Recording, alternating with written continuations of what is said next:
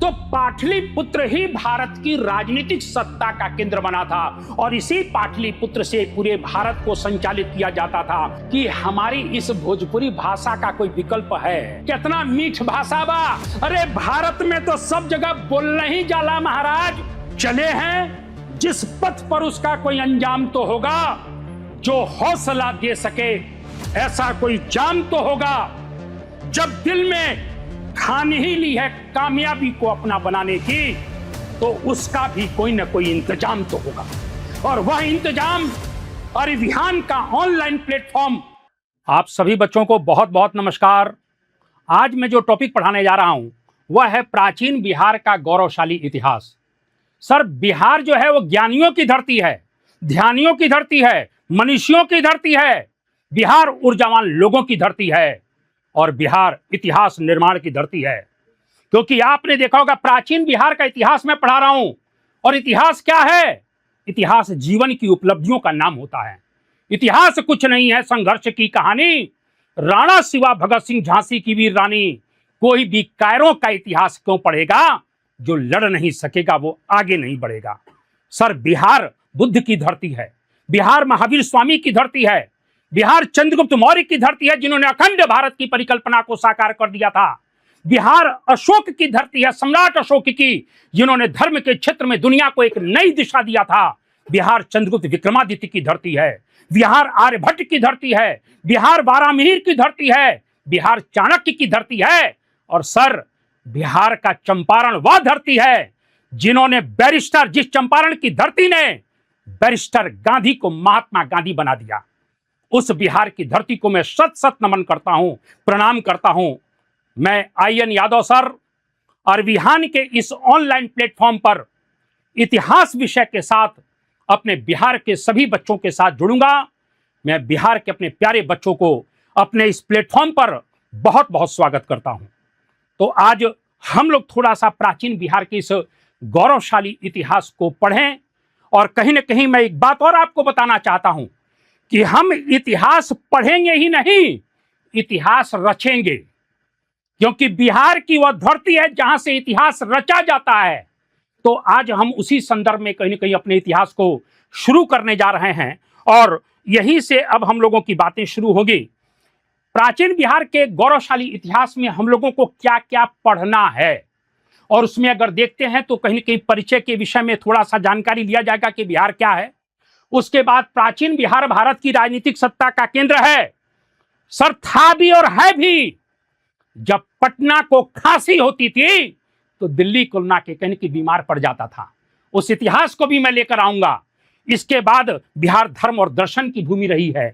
बिहार शिक्षा और ज्ञान का बहुत बड़ा, दुनिया का बहुत बड़ा केंद्र रहा है। बिहार विज्ञान, चिकित्सा और ज्योतिष का केंद्र था। और बिहार की भाषा और व्रत। सर, अभी हम भाषा पर भी चर्चा करेंगे। अरे महाराज, हमरा के भोजपुरियो आवेला तो ओहू पर हमनी के चर्चा कल जाई। और बिहार का क्या निष्कर्ष है उस पर भी चर्चा करेंगे। तो हम लोग एक एक पॉइंट के साथ एक एक बात को शुरू करते हैं। और मैं कहूंगा मेरे प्यारे बच्चे, ज्यादा से ज्यादा कुल के इस सेशन को शेयर भी करें, चैनल को सब्सक्राइब भी करें। और इतिहास का धमाका इस चैनल पर आईएन यादव के द्वारा होगा, ये मैं आपको बता रहा हूं। तो कहीं ना कहीं हम लोग यहां से अपनी बातों को शुरू करते हैं।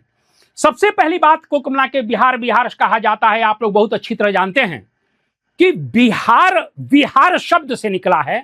मैं पीडीएफ की तरफ कम ध्यान दूंगा। ये जो बिहार शब्द निकल रहा है, जो संस्कृत और मूल रूप से कुमला देखा जाए तो संस्कृत और पाली भाषा और बौद्ध साहित्य में बहुत कुछ इसका उपयोग किया गया है। वैसे मूलतः ये संस्कृत से लिया गया है और बाद में अपभ्रंश के रूप में। क्योंकि बिहार है क्या? ये जो बिहार है, आप देखिए कि जब बिहार के अंदर बड़े पैमाने पर बौद्ध धर्म का प्रचार प्रसार हो गया तो जो बौद्ध भिक्षुक लोग थे वो बिहारों में रहा करते थे, वो संघाराम में का रहा करते थे। जैसे नालंदा विश्वविद्यालय आपने सुना होगा, तो भिक्षुक भी वहां होंगे जो ज्ञानी होते थे, तपस्वी होते थे, ध्यानी होते थे, बौद्ध धर्म के फॉलोवर होते थे। तो वो बिहारों में रहा करते थे। तो जगह जगह कुलना के बिहार में क्या था, कहीं ना कहीं विहार बने हुए थे। ये विहार बना हुआ था। और बाद में जब मुस्लिम लोग उस क्षेत्र में आते हैं, तुर्क लोग जब उस क्षेत्र में आते हैं तो एक अपभ्रंश के रूप में उस बिहार को बिहार कहना शुरू कर दिया गया। तो सीधी सी बात यह है कि सर बिहार बिहार से निकला है और बिहार में साधना करने वाले लोग रहा करते थे, संघर्ष करने वाले लोग रहा करते थे, तपस्या करने वाले लोग रहा करते थे। तो वही चीज तो हम बिहार की धरती में और बिहार के लोगों में भी देखते हैं। तो वही चीज इसमें बताने का प्रयास किया गया है कि बिहार का अर्थ क्या होता है, बौद्ध भिक्षुओं के रहने का स्थान, और इसी बिहार से बिहार शब्द का जन्म हुआ। जैसा कि आप लोग कुल के मैंने अभी सब चीजें बताया है कि नालंदा, विक्रमशिला जैसे प्रसिद्ध विश्वविद्यालय और बिहार यहीं पर स्थित थे। समय के साथ बिहार शब्द का उच्चारण बदलकर बिहार हो गया। मुस्लिम शासकों और यात्रियों ने भी इस क्षेत्र में बिहार कहना शुरू कर दिया और इसलिए बिहार का नाम बाद में बिहार पड़ गया। जो मैं यह भी कह सकता हूं कि बिहार भारत की आत्मा था और बिहार भारत की आत्मा है, था और है। बिहार के बिना सब कुछ सूना है महाराज। तो यहां पर हम लोग उसी चीज को कहीं ना कहीं आगे बढ़ेंगे और यहां पर बात करते हैं प्राचीन बिहार भारत की राजनीतिक सत्ता का केंद्र। देखिए, जब आप प्राचीन काल में जाएंगे तो मगध के उत्कर्ष के विषय में मैं आप लोगों को पढ़ाऊंगा और उस मगध के नेतृत्व में ही अखंड भारत की परिकल्पना को साकार किया गया। और वही मगध की जो राजधानी थी, प्रारंभ में राजगृह थी, आप लोग जानते हैं, बाद में पाटलिपुत्र हुई। तो पाटलिपुत्र ही भारत की राजनीतिक सत्ता का केंद्र बना था और इसी पाटलिपुत्र से पूरे भारत को संचालित किया जाता था और इसी पाटलिपुत्र से चंद्रगुप्त मौर्य ने अखंड भारत की परिकल्पना को साकार किया था और भारत की सीमाएं हिंदू कुश पर्वत तक पहुंच गई थी। आज भारत में जो अखंड भारत की बात की जा रही है, ये उसी अखंड भारत की बात हो रही है जो पाटलिपुत्र बिहार की धरती से अखंड भारत का निर्माण हुआ था। तो यहां पर थोड़ा सा हम लोग जो है इस विषय को लेकर बात करें। ये आप देखिए, इस नक्शे को समझने का प्रयास करिए और यहां पर थोड़ा सा ध्यान रखिएगा। ये मगध जो मैं आपको बताना चाह रहा हूं, यहां पर अगर हम लोग थोड़ी सी चीजों को लेकर बात करें तो ये मगध एक तरीके से मान लीजिए, मगध मतलब बिहार और मगध की राजधानी पाटलिपुत्र, शुरू में राजगृह बाद में पाटलिपुत्र। अब यहां से आप देखिए कि जब मगध की गद्दी पर ये चंद्रगुप्त मौर्य बैठ रहे हैं, थोड़ा सा ध्यान रखिएगा, बड़ी इंपॉर्टेंट बात मैं पढ़ा रहा हूं।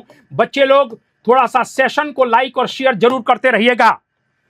मैं कहीं ना कहीं 11वीं और 12वीं का जो आपका बिहार बोर्ड का सिलेबस है उसको पीस कर घोंट कर आप लोगों को पिला दूंगा और मेरा टारगेट है कि बिहार का जो अगला टॉपर होगा वो हमारे अरिविहान प्लेटफॉर्म से ही निकलेगा।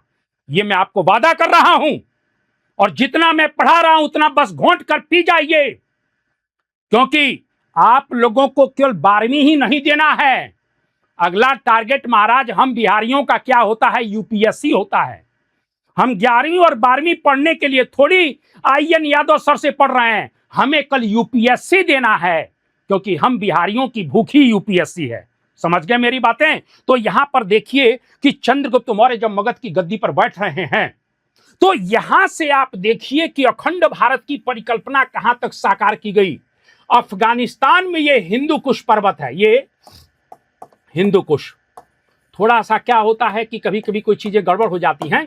आप यह देखिए कि अगर हम मगध की धरती की बात अगर कर रहे हैं तो यहां से हिंदू कुश पर्वत तक भारत की सीमाएं पहुंची हुई हैं। दक्षिण भारत का बहुत बड़ा हिस्सा कुलना के हमारे पास है, यानी हम बिहारियों के पास है महाराज। यह मैं कहना चाह रहा हूं कि इस प्रकार से इस मगध की धरती का विस्तार अगर देखते हैं, चंद्रगुप्त मौर्य जो गद्दी पर बैठे हुए हैं, तो आप यह देखिए कि आप ही लोग थे कि कहीं ना कहीं यहां से संपूर्ण बांग्लादेश आपके पास था, संपूर्ण पाकिस्तान आपके पास था, अफगानिस्तान का बहुत बड़ा हिस्सा आपके पास था। आपकी सीमाएं हिंदू कुश पर्वत तक पहुंच गई थी। यानी आप ही के नेतृत्व में, यानी हम लोगों के नेतृत्व में, हम बिहारियों के नेतृत्व में अखंड भारत की परिकल्पना साकार हो गई और स्वयं अंग्रेज इतिहासकार विंसेंट स्मिथ कहता है कि मौर्यों ने जिस सीमा रेखा को प्राप्त किया उसे मुगल तो बहुत दूर की बात है, अंग्रेज भी प्राप्त नहीं कर पाए। यानी हमने हिंदू कुश पर्वत को जो टच किया था उस सीमा रेखा को अंग्रेज भी भारत में प्राप्त नहीं कर पाए। कितना बड़ा हम लोगों का गौरवशाली इतिहास रहा है। मैं यह बताना चाहता हूं, हम लोग सिलेबस तो पढ़ेंगे महाराज, लेकिन पहले हम अपने आप को पहचान जाएं। जो व्यक्ति अपनी शक्ति को पहचान जाता है, अपने आप को पहचान जाता है, वो दुनिया में हर जंग को फतह कर लेता है, मेरा यह मानना है। क्योंकि मैंने अभी बताया, हमारे बिहार की धरती से दिनकर की 2 लाइनें मैं आपको फिर सुना देना चाहता हूं कि मुश्किलें दिल के इरादे आजमाती हैं। क्योंकि हम लोग तो महाराज जो है कुल मिला के मुश्किलों में रहे हैं। हम लोगों के पास संसाधन कम है, लेकिन हम लोगों का जज्बा और जुनून तो यह है महाराज कि आसमान से हम लोग तारा भी नीचे ला सकते हैं। ये जज्बा और जुनून हम बिहारियों में रहा है। इसीलिए दिनकर की 2 लाइनें फिर सुनाऊंगा कि इतिहास कुछ नहीं है संघर्ष की कहानी, राणा शिवा भगत सिंह झांसी की वीर रानी। अरे कोई भी कायरों का इतिहास क्यों पढ़ेगा, जो लड़ नहीं सकेगा वो आगे नहीं बढ़ेगा। और हम लोग तो लड़ते ही हैं, संघर्ष करते ही हैं। तो भारत की राजनीतिक सत्ता का केंद्र अगर कहीं से बना तो हमारी धरती से बना, हम बिहारियों की धरती से बना, मगध की धरती से बना। मैं यह बताना चाहता हूं। अगर आगे इस बात को थोड़ा सा और समझने का प्रयास, वही चीजें यहां पर बता दी गई हैं। बिहार की धरती पर ही मगध साम्राज्य, बिहार की धरती पर ही मगध साम्राज्य का उत्कर्ष हुआ, जिसकी प्रारंभिक राजधानी राजगृह, जिसको गिरिव्रज भी कहा जाता है, मैं आगे बताऊंगा, और बाद में पाटलिपुत्र बनी। यही पाटलिपुत्र भारत की राजनीतिक सत्ता का केंद्र बनी। चंद्रगुप्त मौर्य यहां पर बैठे, सम्राट अशोक बैठे, समुद्रगुप्त जैसे सम्राट बने, जिन्हें विंसेंट स्मिथ समुद्रगुप्त को भारत का नेपोलियन तक कहते हैं। चंद्रगुप्त विक्रमादित्य जैसे लोग बैठे। इसी पाटलिपुत्र से चंद्रगुप्त मौर्य, सम्राट अशोक, समुद्रगुप्त, चंद्रगुप्त विक्रमादित्य जैसे महान सम्राटों ने शासन किया है। आप बताइए महाराज, हम लोगों को अपनी धरती पर गर्व नहीं होगा? हम लोगों को अपनी धरती पर गर्व नहीं होगा तो किसको होगा कि हमारी धरती से एक शक्तिशाली सम्राट पैदा हो रहे हैं। तो यह बात थोड़ा सा ध्यान रखिएगा। अगर और आगे बढ़ जाते हैं, चंद्रगुप्त मौर्य ने अपने गुरु चाणक्य के मार्गदर्शन में तक्षशिला के आचार्य चाणक्य, जो चंद्रगुप्त मौर्य के गुरु हैं, भारत की राजनीति शास्त्र की पहली पुस्तक अर्थशास्त्र हमारी ही धरती पर लिखी गई थी। यानी दुनिया को राजनीति का पाठ अगर किसी ने पढ़ाया तो हमारी धरती ने पढ़ाया। अर्थशास्त्र की रचना हमारे यहां हो रही है। जो पॉलिटी की किताब है, कितना बड़ा गर्व करने वाला हमारा विषय है, हमारा इतिहास है। मैं यह बताने के लिए आप लोगों को आया हूं। तो यहां पर अपने गुरु चाणक्य के मार्गदर्शन में अखंड भारत की परिकल्पना को साकार किया, जिसकी मैंने अभी मैप के द्वारा समझाया। पहली और अंतिम बार भारत की राजनीतिक सीमाएं हिंदू कुश पर्वत तक पहुंच गई। जैसा कि हिंदू कुश पर्वत में अफगानिस्तान, हमारे पास काबुल है, हमारे पास कंधार है, हमारे पास हेरात है, हमारे पास मकरान है। आज कुल मिला के देख लीजिए, हमारे पास पीओके ही नहीं है। अरे महाराज, हमको गर्व नहीं होगा कि हमारी सीमाएं कहां तक चली गई थी। अंग्रेज इतिहासकार विंसेंट स्मिथ ने भी कहा है कि मौर्यों ने जिस सीमा रेखा को प्राप्त किया उसे मुगल तो बहुत दूर की बात है, अंग्रेज भी प्राप्त नहीं कर पाए। ये अंग्रेज हमारी प्रशंसा कर रहा है। तो इस बात को थोड़ा सा ध्यान रखिएगा। आगे बढ़ जाते हैं। सम्राट अशोक मगध की गद्दी पर बैठने वाला विश्व का महान सम्राट, विश्व का महान सम्राट। कलिंग युद्ध जो 261 ईसा पूर्व में हुआ, सुनते जाइएगा। जब अशोक पाटलिपुत्र की गद्दी पर बैठ जाते हैं, चंद्रगुप्त मौर्य के नाते हैं, और जब वो गद्दी पर बैठ जाते हैं तो उनको लगा कि मैं युद्ध के बारे में डिटेल में आगे बढ़ाऊंगा। कलिंग पर वो आक्रमण करते हैं, और कलिंग पर जब आक्रमण किया तो 1 लाख लोग मारे गए इस युद्ध में। 1.5 लाख से लोग ज्यादा बेघर हो गए। इस विभत्स दृश्य को देखने के बाद अशोक का हृदय द्रवीभूत हो गया। और मैं आपको बताना चाहता हूं, ये सम्राट अशोक हैं, और ये एक बौद्ध भिक्षुक देख सकते हैं। अशोक का हृदय कुल मिला के कहीं की एक तरह से पीड़ा में है, कष्ट में है कि मेरे कुल मिला के महत्वाकांक्षा के कारण लाखों लोग मार दिए गए। इस बौद्ध भिक्षुक से मुलाकात के पश्चात अशोक का हृदय परिवर्तित हो गया। युद्ध जीतने के पश्चात बड़ी आत्मग्लानि में वो पाटलिपुत्र में राजमहल में पहुंचते हैं। किसी से मुलाकात नहीं की, बड़े पीड़ा थी क्योंकि उनसे बड़ा पाप हो गया था। और जब वो महल के अंदर पहुंचते हैं, रानियां बेचारी थाली लेकर बैठी हुई हैं कि हमारे सम्राट विजयी होकर आ रहे हैं, चलिए थाली से कुलना की आरती उतारा जाए। लेकिन कुछ नहीं, आली थाली सब हटा दिया महाराज, और एकदम जाकर बंद कमरे में कमरा बंद कर लिया। रानियों ने मंत्री से पूछा कि मामला क्या है, तो उन्होंने बताया कि कुलना के युद्ध तो महाराज जीती गए हैं, लेकिन एक बौद्ध भिक्षुक से मुलाकात के पश्चात उनका हृदय कुलना के कनिक अपार कष्ट में आ गया। क्योंकि उस बौद्ध भिक्षुक ने कहा कि महाराज, अगर जमीन पर आप देख रहे हैं तो आपकी महत्वाकांक्षाओं के कारण लाखों लोग कुलना के कहीं न कहीं हत्या हो गई, लाखों लोग बेघर हो गए। अगर जमीन का दृश्य अगर देखें तो आप वास्तव में आप युद्ध कुलना के हार चुके हैं। ये बात अशोक के हृदय को छू गई, और अंततः कुलना के निग्रो देखो, छोटा सा बालक, उनके बड़े भाई का लड़का है, मैं आगे इतिहास पढ़ाऊंगा। निग्रो से मिलने के बाद अशोक के जीवन का एक टर्निंग पॉइंट आता है, और वहीं से उसने सोचा कि मैं बौद्ध धर्म की तरफ कुलना के अब बढ़ूंगा, बौद्ध धर्म को स्वीकार करूंगा।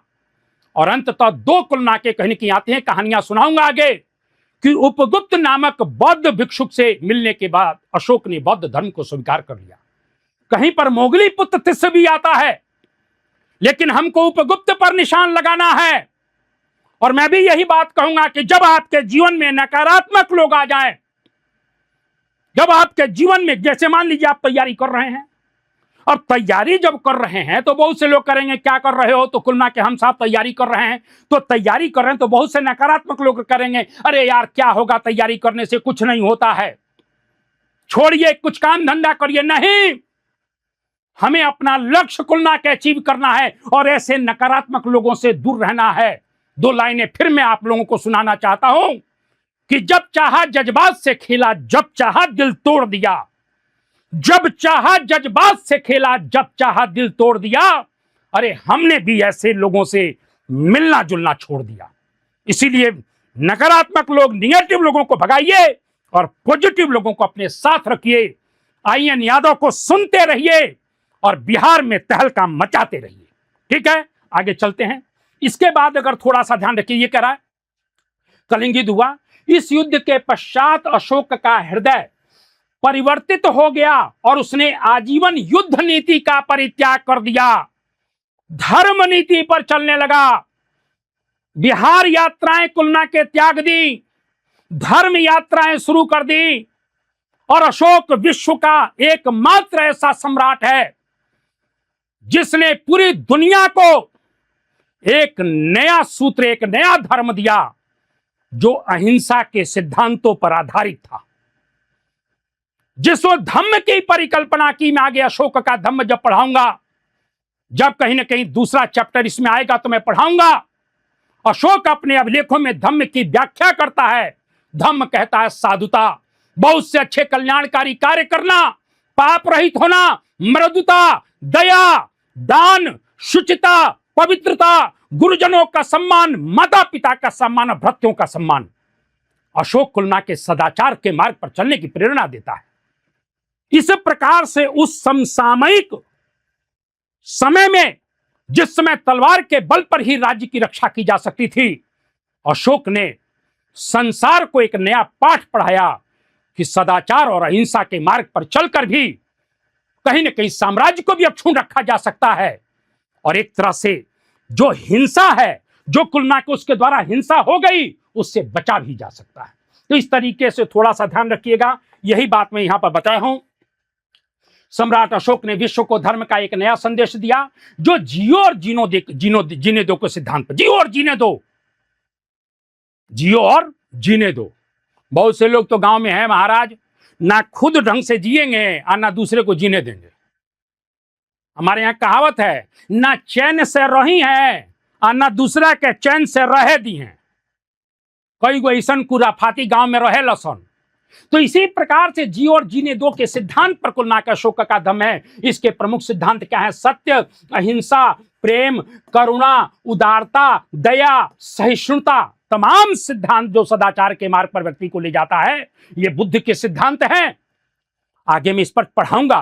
तो अशोक ने विश्व को धर्म का एक नया संदेश भी दिया है। यह हमारी धरती का कमाल है, यह बिहार की धरती का कमाल है, यह मैं कहना चाहता हूं। और आगे बढ़ जाते हैं। बिहार धर्म और दर्शन की भूमि है। अरे महाराज, बिहार में ही तो सब कुछ खजाना था। बुद्ध आखिर बिहार में क्यों कुलना के कहीं कहीं गए? क्योंकि आप यह देखिए कि बिहार भारत की राजनीतिक सत्ता का केंद्र तो है ही, लेकिन बिहार भारत के धर्म सुधार आंदोलन का भी केंद्र है। हमारे बिहार की धरती पर ही बुद्ध पैदा हो रहे हैं, हमारे बिहार की धरती पर ही महावीर पैदा हो रहे हैं। बुद्ध लुम्बिनी में पैदा हुए, बहुत से लोग पकड़ लेंगे, अरे पैदा हुआ कह देते हैं।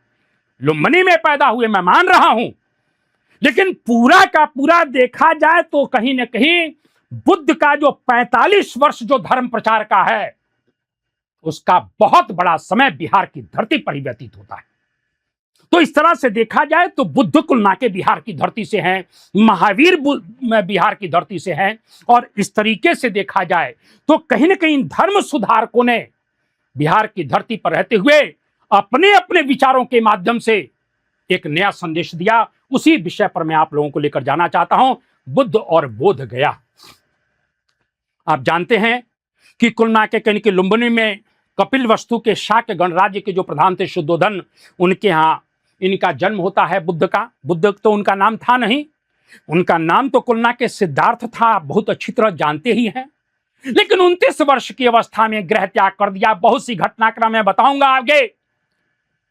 एक दिन भगवान बुद्ध अपने कुलना के महल से अपने सारथी चाण के साथ रथ पर सवार होकर नगर भ्रमण करने के लिए निकल पड़े और जीवन के 4 दृश्य देख लिया। पहला वृद्ध है, क्रम याद रखना मेरे प्यारे बच्चों। पहला वृद्ध है, दूसरा रोगी है, तीसरा मृतक है। इन 3 दृश्यों ने बुद्ध को कुलना के दुख पैदा किया, उनके हृदय में दुख पैदा कर दिया। लेकिन चौथा दृश्य, जब कहीं ना कहीं बुद्ध ने एक ज्ञानी को देखा, एक तपस्वी को देखा, एक विद्वान को देखा, एक भिक्षुक को देखा जिसका ललाट चमक रहा था, प्रसन्न मुद्रा थी, बुद्ध प्रभावित हुए, बुद्ध उस व्यक्तित्व से आकर्षक हुए और बुद्ध ने निर्णय ले लिया, ये चौथा दृश्य मेरे जीवन का लक्ष्य है। और 29 वर्ष की अवस्था में 29 ईयर ओल्ड, हमारे यहां तो बहुत से लोग हैं जब 60-70 साल का उम्र हो जाएगा, जब घरवा में सब भोग कर लेंगे, तब कहेंगे मन नहीं लग रहा है। लगे मार ऐसे लोगों की। पीक टाइम, जवानी का पीक टाइम 29 साल, उस व्यक्ति ने राजपाट छोड़ दिया, सुंदर पत्नी यशोधरा को छोड़ दिया, पुत्र को छोड़ दिया। कोई आजकल छोड़ता है महाराज? सुंदर पत्नी मिल जाए, ना जाने कितनी जो है कुलना के राजा थे, उनके महल में सुंदर सुंदर अप्सरा जैसी सुंदर सुंदर नाचने वाली नर्तकियां, सब कुछ छोड़कर महाराज, और एक प्रकार से कुलना के कहीं न कहीं वो महाभिनिष्क्रमण कर लेते हैं। कहानी बड़ी रोचक है, मैं आगे सुनाऊंगा, लेकिन यहां प्राचीन बिहार का गौरवशाली इतिहास पढ़ाना है, यह भी तो जरूरी है। तो देखिए, इस प्रकार से बोध गया में 35 वर्ष की अवस्था में निरंजना नदी के तट पर पीपल के वृक्ष के नीचे संबोधि यानी पूर्ण ज्ञान की प्राप्ति होती है, और यहीं से सिद्धार्थ बुद्ध हो गए। संबोधि से बुद्ध, बुद्ध मतलब पूर्ण ज्ञानी। तो यहां पर बिहार केवल साम्राज्यों की भूमि नहीं थी, बल्कि यह आत्मज्ञान की भूमि थी, अपने को जानने की भूमि थी। जिस तरह से मगध साम्राज्य का केंद्र था, यानी जिस तरह से मगध है साम्राज्यवाद का केंद्र था, उसी प्रकार से बिहार यानी मगध 6ठी शताब्दी ईसा पूर्व में धर्म सुधार आंदोलन का केंद्र रहा। यहीं से और आगे चलते हैं, जिसमें भगवान बुद्ध जैसे महान सुधारक हुए, जिन्होंने पूरे के पूरे एशिया को प्रभावित कर दिया। एडविन अर्नोल्ड ने एक पुस्तक लिखी, द लाइट ऑफ एशिया, और उसमें बुद्ध को एशिया का प्रकाश पुंज कह दिया, लाइट ऑफ एशिया। और ये बात हम बहुत अच्छी तरह जानते हैं कि बुद्ध का ज्ञान, बुद्ध का ध्यान, बुद्ध के उपदेश आज पूरा का पूरा पूर्वी एशिया स्वीकार कर रहा है। चाहे चीन की बात कर लो, चाहे साउथ कोरिया की बात कर लो, नॉर्थ की बात कर लो, वियतनाम की बात कर लो, थाईलैंड की बात कर लो, म्यांमार की बात कर लो, यानी हमारे धरती पर पैदा हुआ जो धर्म है, पूरा का पूरा पूर्वी एशिया स्वीकार कर रहा है। और मैं भारत के लोगों को कहूंगा, ये हमारा दुर्भाग्य है, हमारे सनातन का दुर्भाग्य है कि हम बुद्ध को अपने में रोक नहीं पाए। मैं आगे बुद्ध के विषय में बताऊंगा, चर्चा करूंगा, आप लोग घबराइए मत, क्योंकि बुद्ध कहां कहां गए इस पर भी लंबी चर्चा होगी। तो मैंने अभी कहा एशिया का प्रकाश पुंज भी कहा जाता है, जिनके ज्ञान से आज पूरा पूर्वी एशिया प्रभावित हो रहा है। पूरा पूर्वी एशिया अर्थात बिहार वह ज्ञान और दर्शन की भूमि है जिससे संपूर्ण भारत सहित पूर्वी एशिया प्रभावित हुआ। इस प्रकार से पूरा का पूरा पूर्वी एशिया, क्या महाराज, अब तो एशिया में भी, कुल ना के कहीं पूरे एशिया में भी बुद्ध की चर्चा है। बुद्ध का महत्व मैं आपको बता देना चाहता हूं। जब मोदी जी बाहर जाते हैं, हमारे प्रधानमंत्री मोदी जी की बात करता हूं, तो बाहर जाते हैं तो वो यह नहीं कहते हैं कि मैं राम की धरती से आया हूं, वो ये नहीं कहते हैं कि मैं कृष्ण की धरती से आया हूं। दुनिया में अपना परिचय यह देते हैं कि मैं बुद्ध की धरती से आया हूं। हम बिहारियों के लिए कितने बड़े गर्व की बात है कि हमारा देश का शीर्ष नेतृत्व जब बाहर जाता है तो हमारे धरती के ज्ञानी व्यक्ति से हमारे अपने भारत का परिचय कराता है। और एक उदाहरण देना चाहता हूं, भारत के सबसे बड़े उद्योगपति मुकेश अंबानी जी की बात करना चाहता हूं। मुकेश अंबानी जी की पत्नी नीता अंबानी जब बाहर जाती हैं तो अपना परिचय देती हैं कि मैं बुद्ध की धरती से आई हूं। नीता अंबानी जी परिचय देती हैं कि मैं बुद्ध की धरती से आई हूं। कितने बड़े गर्व की बात हम बिहारियों के लिए है। इसीलिए मेरे प्यारे बच्चों, तुम जाग जाओ, क्योंकि मैं तुम्हें जगाने के लिए आया हूं।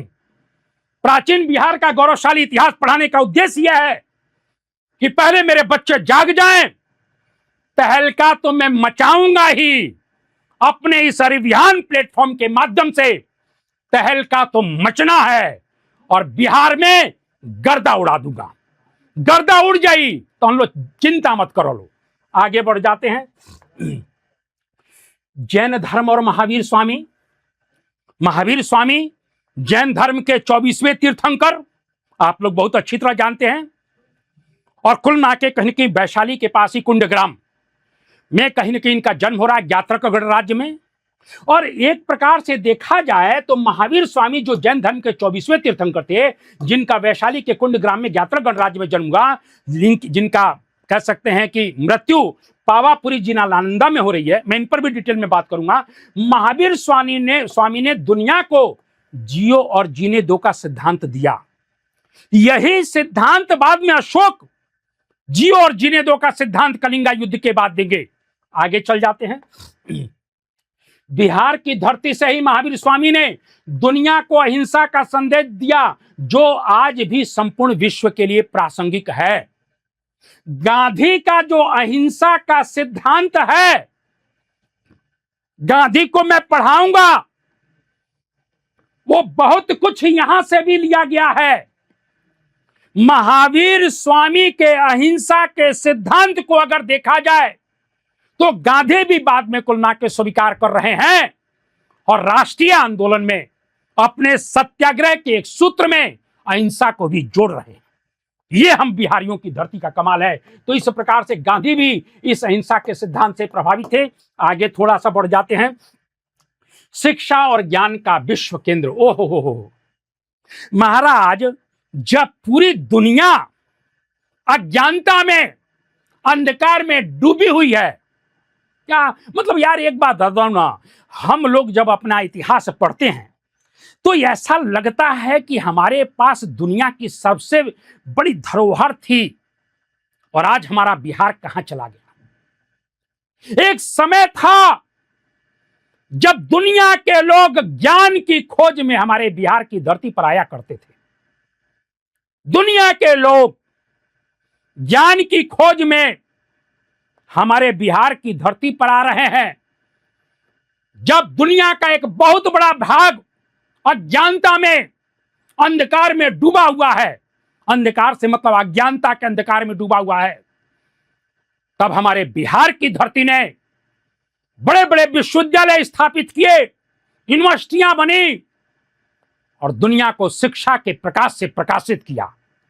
हमारी ही धरती पर नालंदा थी, हमारी धरती पर विक्रमशिला था, हमारी धरती पर उदंतपुरी था, हमें क्यों नहीं गर्व होगा? क्योंकि दुनिया को हमने कहीं कहीं शिक्षा के ज्ञान से प्रकाशित किया। तो यहां पर उसी संदर्भ में बात की जा रही है, जब दुनिया का एक बहुत बड़ा हिस्सा शिक्षा और ज्ञान से वंचित था, उस समय बिहार में बड़े बड़े विश्वविद्यालय बने। नालंदा विश्वविद्यालय, विक्रमशिला विश्वविद्यालय, नालंदा विश्वविद्यालय की स्थापना गुप्त सम्राट कुमार गुप्त प्रथम के समय में हो रही है। मैं डिटेल में पढ़ाऊंगा, आप लोग घबराइए मत मेरे बच्चे लोग। ये तो कुल मिला के मैं झलक दिखला रहा हूं। हिमेश रेशमिया गाना गाता है ना, झलक दिखला जा। आर्यन यादव भी आपको इतिहास की झलक दिखलाएगा। आप चिंता मत करो महाराज, जब हम आ गए हैं तो इतिहास कहां भगेगा। जिनको इतिहास से बहुत ज्यादा एलर्जी होती है ना, उनको भी कुल मिला के कहीं की प्रेम हो जाएगा और इतिहास को देखने के बाद कहने लगेंगे आई लव यू हिस्ट्री। आप चिंता मत करिए, हम आ गए हैं ना, सब बढ़िया हो जाएगा। और हमने एक मोटी बात अभी कह दिया ना कि अगला टॉपर इसी अभियान के प्लेटफॉर्म से बिहार में दिया जाएगा, यह हमारा लक्ष्य बन चुका है। तो यहां पर थोड़ा सा ध्यान रखना है। विक्रमशिला विश्वविद्यालय, उदंतपुरी मैंने अभी बताया, नालंदा विश्वविद्यालय जो उस समय दुनिया का सबसे बड़ा आवासीय विश्वविद्यालय था, दुनिया का सबसे बड़ा आवासीय विश्वविद्यालय। आवासीय यानी लोग रहते थे, हॉस्टल। 1500 आचार्य थे। आचार्य मतलब आचार्य मत समझ लिया लो, आचार्य मतलब गुरुजी। 1500 आचार्य थे और 10,000 स्टूडेंट थे, विद्यार्थी। भेनसांग जैसे लोग चाइना से चलते हैं, नालंदा विश्वविद्यालय में अध्ययन करते हैं। इत्सिंग जैसे लोग जब आते हैं, नालंदा विश्वविद्यालय में अध्ययन करते हैं। दुनिया के बड़े बड़े लोग हमारे नालंदा के विश्वविद्यालय में पढ़ने के लिए लालायित रहा करते थे। मैं यह कहना चाहता हूं, नालंदा विश्वविद्यालय को ऑक्सफोर्ड ऑफ महायान बौद्ध कहा जाता था। तो ये सब चीजें हम लोग चर्चा करेंगे। और यहां पर थोड़ा सा ध्यान रखिएगा, अगर बात करते हैं तो नालंदा को ऑक्सफोर्ड ऑफ महायान बौद्ध भी कहा जाता है। मैंने अभी कहा कि इसकी स्थापना गुप्त सम्राट कुमार गुप्त प्रथम के समय में हुई। आगे मैं डिटेल में चर्चा करूंगा। जहां 1500 आचार्य और 10,000 विद्यार्थी थे। दुनिया के विद्यार्थी इस विश्वविद्यालय में पढ़ने के लिए लालायित रहते थे। चीनी यात्री भेनसांग ने यहाँ 6 वर्षों तक अध्ययन किया। उस समय वहां के वाइस चांसलर आचार्य शीलभद्र हुआ करते थे। और आपको मालूम होना चाहिए, नालंदा की इतनी विशाल लाइब्रेरी थी, इतनी विशाल लाइब्रेरी, कि जब तुर्क आक्रमणकारी मोहम्मद बिन बख्तियार खिलजी ने नालंदा पर आक्रमण किया, अटैक किया, नालंदा को जब नष्ट किया, तो नालंदा की लाइब्रेरी को जलाते जलाते 6 महीना व्यतीत हो गया। एक पूरी की पूरी सर्दी 10,000 तुर्क आक्रमणकारियों ने नालंदा की किताबों को जलाकर तापा है। इतनी बड़ी ज्ञान की हमारे पास धरोहर हुआ करती थी। मैं यह बताना चाहता हूं। आगे थोड़ा सा और चर्चा करते हैं। विक्रमशिला विश्वविद्यालय, जिसकी स्थापना पाल शासक धर्मपाल के समय में हुई थी, आगे चर्चा करूंगा, जो वज्रयान का एक बहुत बड़ा केंद्र था। बौद्ध धर्म में 3 कुल नाके कहीं कहीं है, महायान, हीनयान, वज्रयान। वज्रयानी तंत्र मार्गी शाखा के लोग हुआ करते थे। मैं डिटेल में चर्चा करूंगा।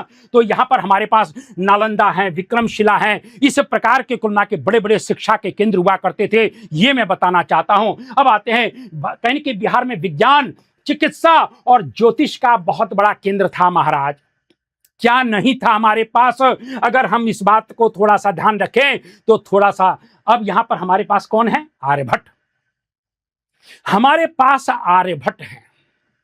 आर्यभट्ट गुप्त काल के महान गणितज्ञ और खगोल शास्त्री थे। आर्यभट्ट ने आज से 2000 साल पहले इसी पाटलिपुत्र की धरती से यह बताया था कि कहीं न कहीं सूर्य स्थिर है, सूर्य स्थिर है और पृथ्वी उसकी परिक्रमा करती है। हमारा विज्ञान कितना तेज था, हमारा विज्ञान कितना हाइट पर था कि 2000 साल पहले हम समझ गए थे कि सूर्य स्थिर और पृथ्वी उसकी परिक्रमा करती है। और आपको बताना चाहता हूं, जिस यूरोप को आप लोग कहते हो बहुत ज्ञानी लोग थे ना, उठा लेना इतिहास, जब गैलीलियो ने आर्यभट्ट की बात पर मोहर लगाया था, जब गैलीलियो ने आर्यभट्ट की बात पर जब मोहर लगाया था, तो गैलीलियो को यूरोप में चर्च ने अंदर बंद कर दिया था। जेल के अंदर गैलीलियो सड़ गए, गैलीलियो सड़ गए। कोपरनिकस ने जब उस थ्योरी को कुलना के कहीं कहीं कहा था, तो कोपरनिकस को जिंदा जलाने का प्रयास किया, लेकिन कोपरनिकस मर गए। लेकिन उनके जो फॉलोवर्स थे उनको जिंदा जला दिया गया। मैं यह कहना चाहता हूं कि 2000 साल पहले जो हमारे पास ज्ञान था, वो आज से 500 वर्ष पहले तक यूरोप के पास नहीं था।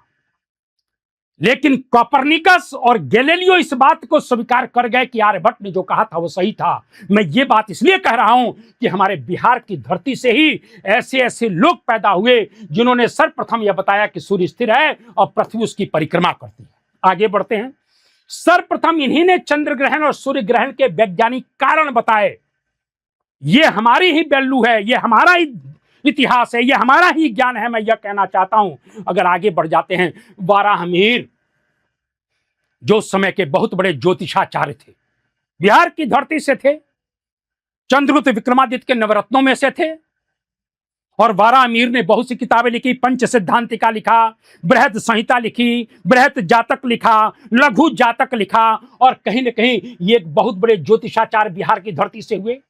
धन्वंतरी कुलनाके कहीं की एक बहुत बड़े आयुर्वेदाचार्य हुए। धन्वंतरी जो चंद्रगुप्त विक्रमादित्य के नवरत्नों में से एक थे। जीवक, सर क्या बताएं, जीवक का इतिहास पढ़ने के बाद लगता है ना कि यदि व्यक्ति कहीं भी रहे, कहीं भी जन्म ले, लेकिन इतिहास बना देता है। जीवक एक सालवती नामक नगर वधू यानी वेश्या का, तवाइफ का लड़का है। और उस मां ने सालवती जब प्रेग्नेंट हो जाती है, मैं लंबा इतिहास पढ़ाऊंगा इसका, और जब प्रेग्नेंट हो जाती है तो इसका जन्म देकर रातों रात इसको घूरे पर फेंक दिया। घूरा मतलब जहां कूड़ेदान होता है, उसने रातों रात इसको फेंकवा दिया। बिंबसार का लड़के को जब वहां से निकल रहा था, जब उसको मालूम पड़ा कि यहां पर कोई बच्चे की आवाज है, तो उसको उठवाता और महल में लेकर आता है। और यही जीवक भारत का जो सबसे प्राचीन विश्वविद्यालय तक्षशिला में था, भारत का पहला विश्वविद्यालय, सबसे बड़ा विश्वविद्यालय नालंदा, लेकिन पहला विश्वविद्यालय तक्षशिला, वहां पर अध्ययन करता है यह जीवक। और जीवक एक बहुत बड़ा आयुर्वेदाचार्य बना, बहुत बड़ा डॉक्टर बना, जो भगवान बुद्ध का भी इलाज करता है।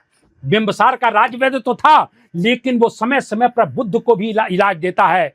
अवंती नरेश चंड प्रद्योत जब मर रहे थे पीलिया रोग से, बिंबसार के सामने गड़गड़ाने लगे कि प्रभु अब मेरी रक्षा करो, पत्र भेजा, आप जीवक को भेज दो, नहीं तो हमारे प्राण चले जाएंगे। अवंती मतलब उज्जैनी। अंततः बिंबसार ने जीवक को भेजा और अंततः चंड प्रद्योत के प्राण जीवक ने बचाए। मैं यह कहना चाहता हूं कि हमारी धरती पर एक से एक डॉक्टर पैदा हुए महाराज। इसके बाद दुनिया को गणतंत्र की शिक्षा, कहते हैं कि फ्रांसीसी क्रांति में गणतंत्र का नींव पड़ा। अरे महाराज, फ्रांसीसी क्रांति जो हुई थी वो 1789 में हुई थी, और हमारे यहां 6th सेंचुरी BC, यानी आज से 2000 चल रहा है ना, आज से 2600 साल पहले गणतंत्र की नींव बिहार की धरती में पड़ चुकी थी। वैशाली के लिच्छवी बज्जी संघ आपने सुना होगा, 8 राज्यों का संघ था, मैं आगे पढ़ाऊंगा। यानी दुनिया को गणतंत्र की शिक्षा अगर किसी धरती ने दिया है तो उस धरती का नाम बिहार है। उस धरती का नाम क्या है? बिहार है। बिहार का मतलब अरे हमारी धरती है यार, हम सभी लोगों की धरती। इस बात को सोचिए। इसके बाद अगर आगे बढ़ जाते हैं तो भाषा और व्रत, भाषा और व्रत, यार यह बताइए, आप लोग खुद ही सोचिए कि हमारी इस भोजपुरी भाषा का कोई विकल्प है? कितना मीठ भाषा बा। अरे भारत में तो सब जगह बोलना ही जाला महाराज। Mauritius, Fiji, Trinidad Tobago, Suriname, सब जगह हमनिए के भाषा बोलल जाता। अब भारत में जहां जहां बिया होता ना, भोजपुरी गाने चलता, खाली भोजपुरी गाना चलता। अब वही पर लड़का कुल डांस करता सन, जिला टॉप लागे लू। ई गनमा कहां से आइल बा? अरे हमनी के भोजपुरी भाषा के महाराज कोनो विकल्प बा है? हमरा तो लागता बबुआ जीएम होई है, नाना ई तो डीएम होई है हो। गाना है ना? आपके माता ने, पिता ने, भाई ने, बहन ने, परिवार के सभी शुभ चिंतकों ने एक स्वप्न देखा होगा और आपके जन्म के समय वो गाना चला होगा। सुहर गाल जाला हमनी किया, हमरा बुझाता बबुआ जीएम होई है, नाना ई तो डीएम होई है हो। ए राजा जी, ए राजा जी, ए राजा जी, हिंद के सितारा ई तो सीएम उससे ऊपर पीएम होई है हो। तो सपने को साकार करना है, ये मैं कहना चाहता हूं। तो हमनी के भोजपुरी भाषा के विकल्प कहीं दुनिया में बा? कोई नहीं है महाराज। दबा के हम भोजपुरी में क्लास ले, ठीक बा ना? तो इस बात को थोड़ा, बिहार का व्रत छठ पूजा, हम लोगों का जो सबसे बड़ा व्रत त्योहार है वो दिवाली, दशहरा, होली नहीं है। हमनी के सबसे बड़का जो व्रत होला वो छठ पूजा होला, जो सूर्य पूजा से संबंधित है। और हमारी छठ पूजा का इतना बड़ा महत्व है कि चाहे बंबई हो, चाहे दिल्ली हो, चाहे कलकत्ता हो, चाहे सूरत हो, चाहे मॉरिशस हो, चाहे त्रिनाद टैबको, सब जगह यह व्रत अब इंटरनेशनल बन चुका है। यह हमारी धरती का कमाल है, मैं यह कहना चाहता हूं। अरे यार, हमारी धरती तो ऊर्जावान धरती है यार। माउंट मैन कहीं और पैदा हुए हैं? आप खुद ही बताइए ना, आप खुद बताइए कि हमारे यहां एक ऐसा व्यक्ति पैदा हुआ जिसने छेनी और हथौड़ा लेकर एक विशाल पहाड़ को काटकर रास्ता बना दिया। ये कहीं और संभव है? ये बिहार की धरती पर ही संभव है, क्योंकि बिहार के लोग ऊर्जावान होते हैं, बिहार के लोग कर्मयोगी होते हैं, बिहार के लोग मनीषी होते हैं। और आज भी जब यूपीएससी का रिजल्ट आता है या भारत में किसी भी परीक्षा का रिजल्ट आता है तो सबसे ज्यादा हम बिहारियों का ही उसमें कहने की वर्चस्व होता है। इस बिहार की धरती से हम लोग बिलोंग करते हैं, मैं यह कहना चाहता हूं। और निष्कर्ष में मैंने बताया कि बिहार भारत की आत्मा है, भारत की आत्मा। क्योंकि मैंने अभी बताया कि हम ही ने बैरिस्टर गांधी को महात्मा गांधी बनाया था, चंपारण की धरती नहीं बनाया था। मैं आगे चर्चा करूंगा। भारत की राजनीतिक सत्ता का केंद्र, बिल्कुल यहीं से अखंड भारत की परिकल्पना साकार हुई। बौद्ध और जैन धर्म की जन्मभूमि, विश्व शिक्षा का अग्रणी केंद्र, महान सम्राटों और विद्वानों की भूमि हमारा बिहार रहा है। और इसीलिए मैं कहना चाहता हूं कि हमें गर्व है कि हम बिहार की धरती से हैं, हमें गर्व है कि हम बिहारी हैं। दो लाइनों के साथ में अपनी बात को समाप्त करूंगा कि चले हैं जिस पथ पर उसका कोई अंजाम तो होगा, चले हैं जिस पथ पर उसका कोई अंजाम तो होगा, जो हौसला दे सके ऐसा कोई जाम तो होगा। जब दिल में ठान ही ली है कामयाबी को अपना बनाने की, तो उसका भी कोई ना कोई इंतजाम तो होगा। और वह इंतजाम अरिविहान का ऑनलाइन प्लेटफॉर्म, जिस पर आर्यन यादव, मैं इतिहास विषय के साथ आपको साथ जुड़ूंगा। इन्हीं शब्दों के साथ मैं अपने सभी प्यारे बच्चों को कहूंगा कि इस प्लेटफॉर्म पर ज्यादा से ज्यादा आइए, चैनल को सब्सक्राइब करिए, शेयर करिए और गर्व करिए कि हम सब बिहारी हैं। जय बिहार। आप सब लोगों को प्रणाम।